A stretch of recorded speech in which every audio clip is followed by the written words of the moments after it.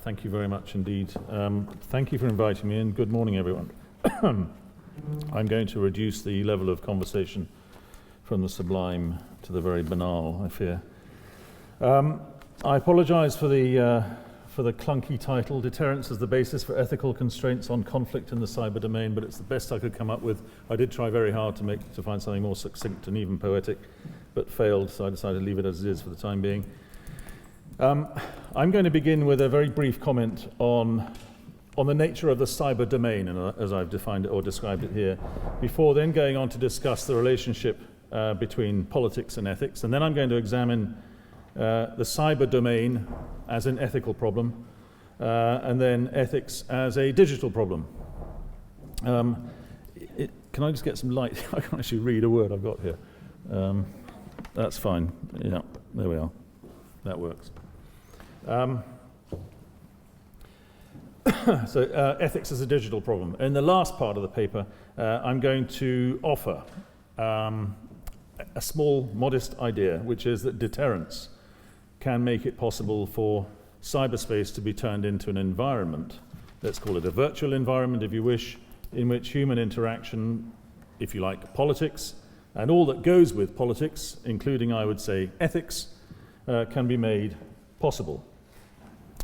So let me begin with the problem with cyberspace. What is this cyber domain and what exactly is the problem with it? Well, for the purposes of this short paper, I think the most important features of the cyber domain are as follows. First of all, there is the rapid and almost universal diffusion of information and communications technology, almost instant, unfiltered communications, possibly enormous, we don't know, enormous destructive power in the hands of a small number of technologically skilled people whose motives seem unknown and unpredictable. So that's the first awkward little problem, you might say. My second problem is that I see an accelerating dependency of governmental and social systems on ICT. The idea of next generation government, for example. Unmitigated dependency on anything is possibly a useful definition of vulnerability. So is it the case that broadband-obsessed societies are developing a system which is structurally vulnerable to intrusion and interdiction? If so, then might security breaches, as we call them, become the norm rather than the exception? It's interesting that we use the term breach, which does suggest it does connote a temporary and an abnormal moment. And my final problem is anonymity. The anonymity of actors in cyberspace and the difficulty, therefore, of establishing intentions and responsibility and indeed culpability, which I'll come back to. These characteristics present certain challenges. In the first place, it is, at least to me, as yet unclear how we might define violence and aggression in cyberspace. What the precise extent of this thing that we are describing as the cyber domain might actually be, and what it might be to be secure within or from that domain. Do we apply existing understandings and simply prefix them with cyber? Or is there something qualitatively different about cyber security? And then I think there's a far deeper, more structural problem with which to contend. The deep problem, I think, with cyber is that it is an environment both of cooperation on the one hand and contention and confrontation on the other. And so it's difficult to know the identifiers of good and bad behavior at any given moment. And I think also it's difficult to know I beg your pardon. So cyberspace, I think, could be said to be, in a way, pre-political, pre-strategic, and in a sense, therefore, pre-ethical. It is not yet susceptible to the forms of political organization with which we're familiar, and in consequence, I think it's resistant to the normative constraints with which we expect to manage and moderate traditional conflict and organized violence. And again, I'll try to develop some of these thoughts as I go on. So a couple of words, first of all, then, on politics and ethics. When we at least as far as someone who has had a long interest in conflict and violence and warfare and so on. When we contemplate the use of violence and aggression in the international system, moral reflection becomes ethically instrumental only to the extent that we have first recognized that violence of this sort is political. This, it seems to me, is part of the brilliance of Karl von Clausewitz, who I imagine some of you will have read.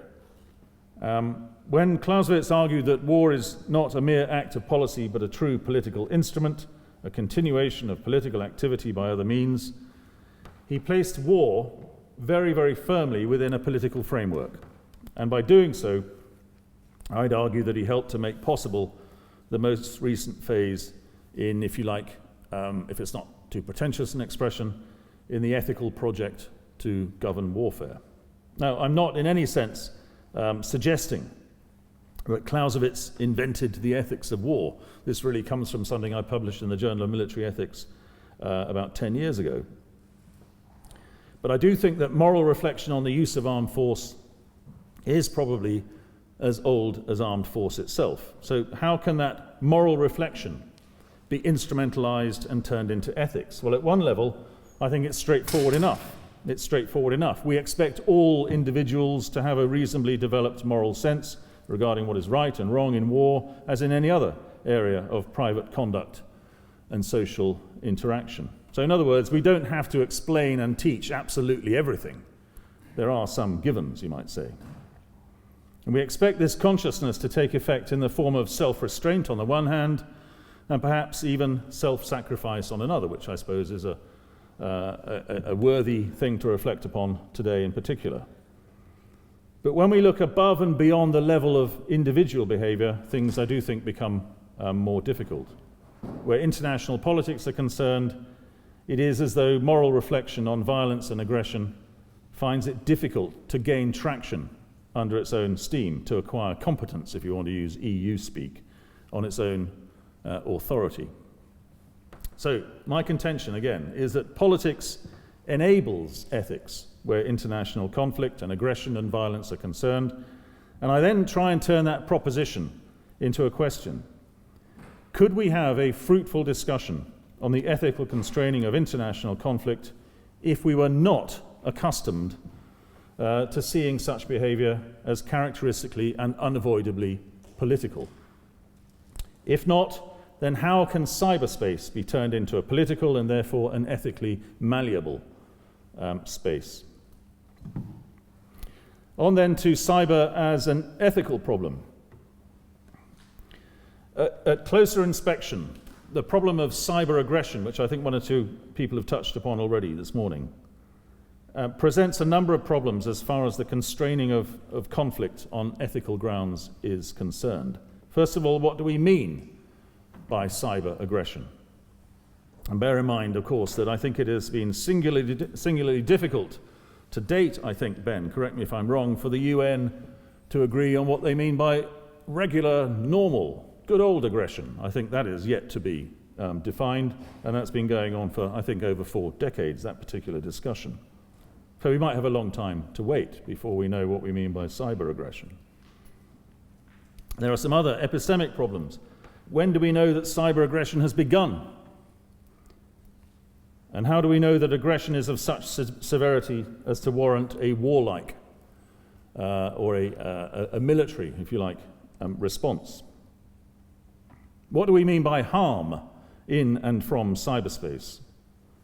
We're uncertain as to the effects, physical, human, and psychological, of cyber aggression, and how these effects should therefore be prioritized relative to the effects of state-sanctioned organized violence, and the effects of crime, and the effects of natural disasters, and so on, and so on, and so on. And then how can we establish or attribute, if you like, the source of the aggression, and therefore the intention behind it? This prompts, I think, a question which is possibly peculiar to the just war tradition and to the ethics of armed conflict. Without knowing intention, how can we make a judgment of double effect? Edward Barrett has written, some of you might have come across his excellent article in a special edition of the Journal of Military Ethics last year, which I do recommend. He's more relaxed about this than I am, and he argues that with testing and trials and mock-ups and so on, it should be possible, he says, or it is possible that the intended and unintended effects of these cyber weapons, as he describes them, are foreseeable. I'm not quite as confident as he is. And if we don't know the identity of the attacker, how can we be sure that our response is discriminate? Who is to blame? And importantly, very importantly, who is not to blame? Can cyber war or conflict, if you wish, be at all discriminatory? That's to say, between legitimate and military targets and objectives and non-combatants and civilian objects. Writing in 2001, Mark Duffield noted that network war, as it used to be called then, do you remember that, does not recognize the existence of civilians. How can we judge what is acceptable associated damage and what is unacceptable? My next point, I think, is that cyber is almost the paradigm of the dual-use problem. Randall Dipert, writing in the same issue of the JME, said this: there are no exotic components to cyber weapons. Any computer is a potential cyber weapon, and anyone with advanced knowledge of information systems is a potential cyber combatant. Well, where on earth do you go with that? What do we mean by an expression I used a few minutes ago, this warlike response? Should the response be in kind, in other words, digital, or could the response be with armed force? Would a military response to a digital raid be ethically proportionate? If cyber aggression can be conducted without casualties, that's to say on the aggressor's side, and with minimal risk of disclosure through the possibility of denial and the difficulty of attribution, then it might become a first resort, perhaps, rather than the last. And equally, from our point of view, if we can contemplate a cyber war, in inverted commas, Ben, a cyber war in which there are no human casualties, then what's the moral problem? Why are we getting so excited about it? An anticipatory response might be justified in cases of imminent and manifest danger. But what if this can't be established with cyber?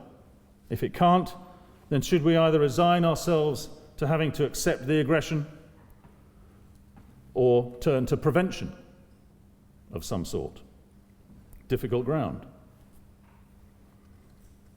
Cyber offense, you might say, is cheap and easy. Cyber defense is difficult and expensive.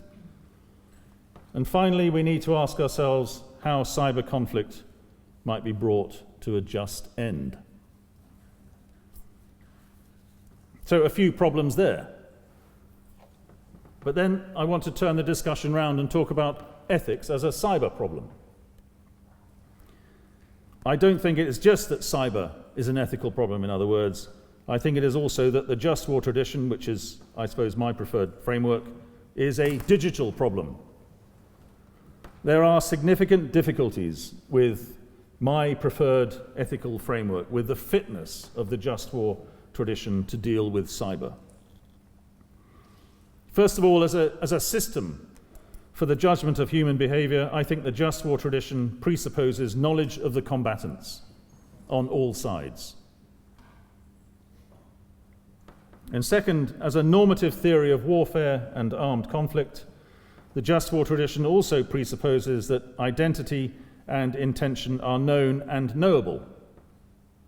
Not just identity, but also intention, known and knowable.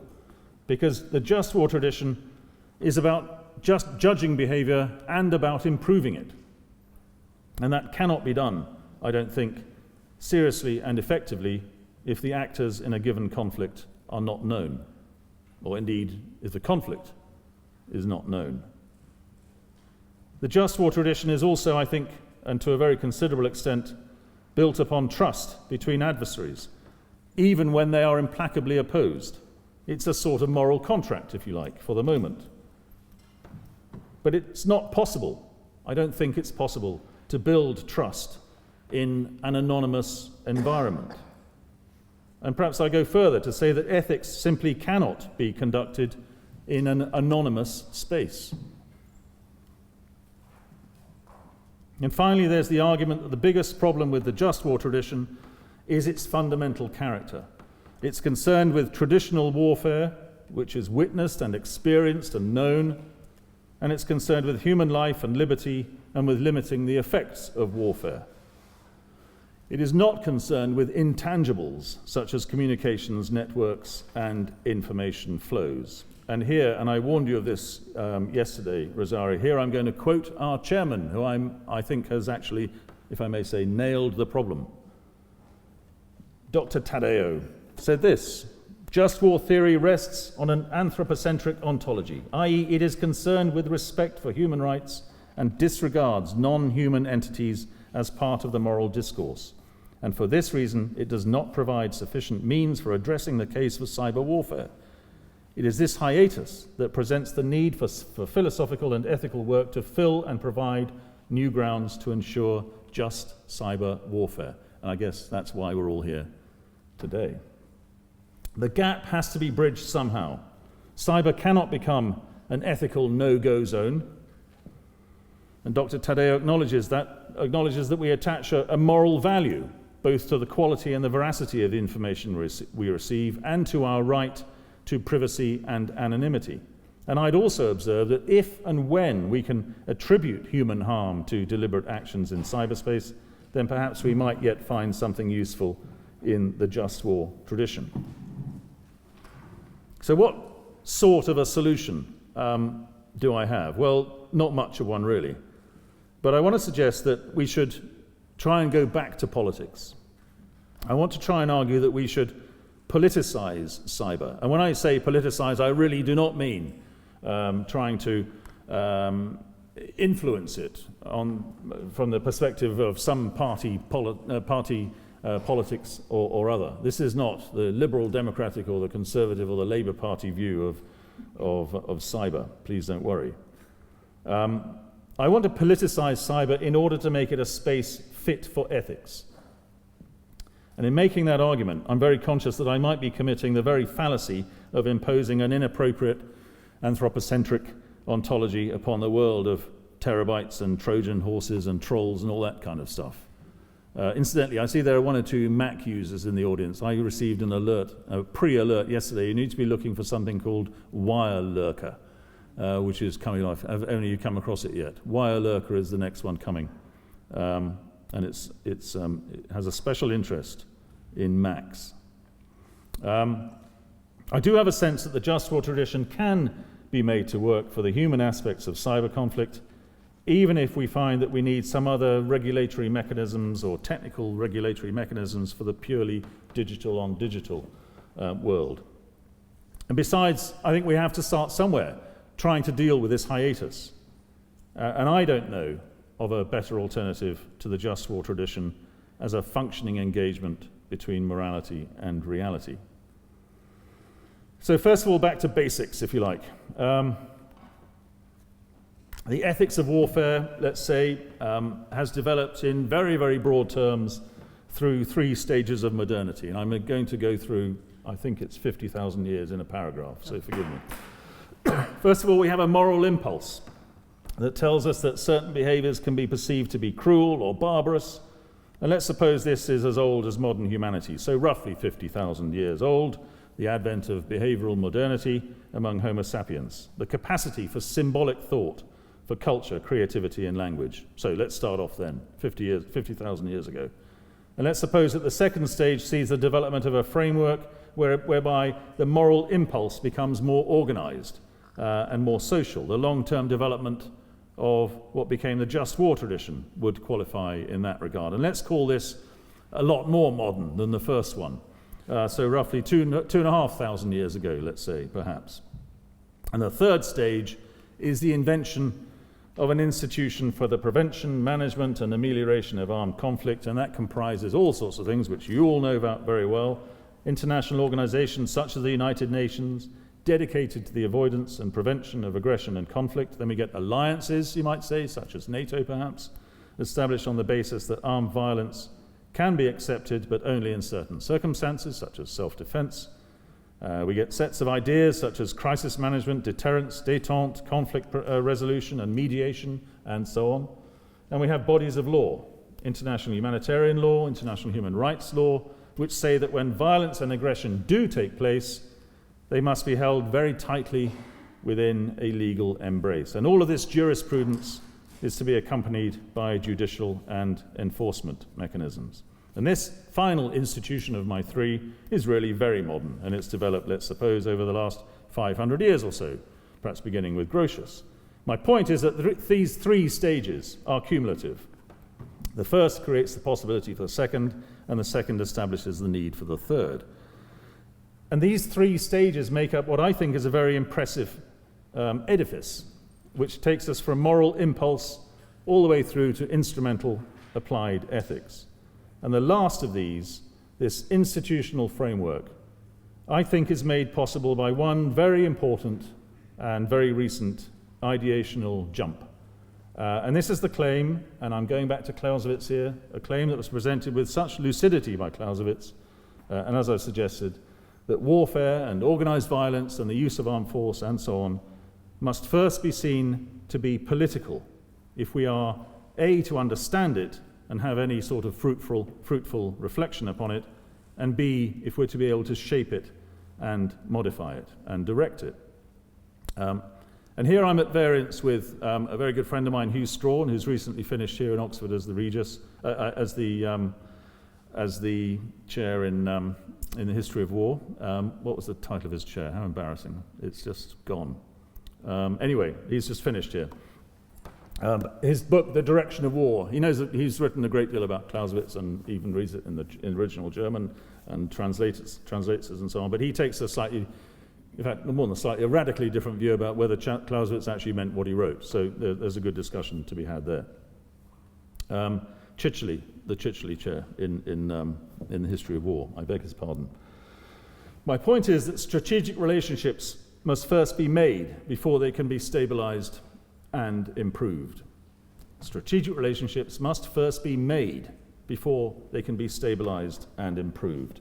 And indeed, therefore, before they can be subject to moral evaluation and constraint.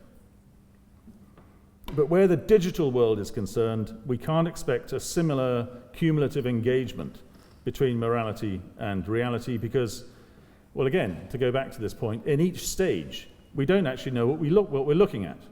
We don't know what our terms of reference are, and we don't know what our goals are. So at present, relationships between cyber adversaries and competitors are at best pre-strategic or adolescent, if you like, or held in a state of arrested development. I think we need to find a way to make cyber knowable in order for everything else to develop and to achieve a mature and comprehensive moral outlook. So the challenge is to turn cyber into what I've called a political space, where known actors knowingly interact, and where negotiations and trade-offs and compromises can be achieved. So the challenge now becomes clear, or clearer. We need to find a way to achieve this knowability of cyberspace in months and years, rather than in tens of thousands of years of reflection. If we can make cyber political in the Clausewitzian sense, if you like, then we know it better. And once this has happened, cyber can then become more of an ethical space. And my solution then is to try and reverse engineer this process that I described earlier by taking one of the most recent manifestations of this millennia-long process, and this is deterrence. Taking deterrence and trying to backfill cyber conflict with an appropriate moral foundation. So, deterrence and ethics.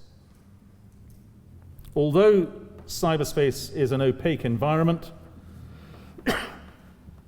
it is nevertheless possible, I think, to make an intelligent assessment as to the motivations behind certain behaviors. It's not as bleak and dark and inaccessible as we might think or are told.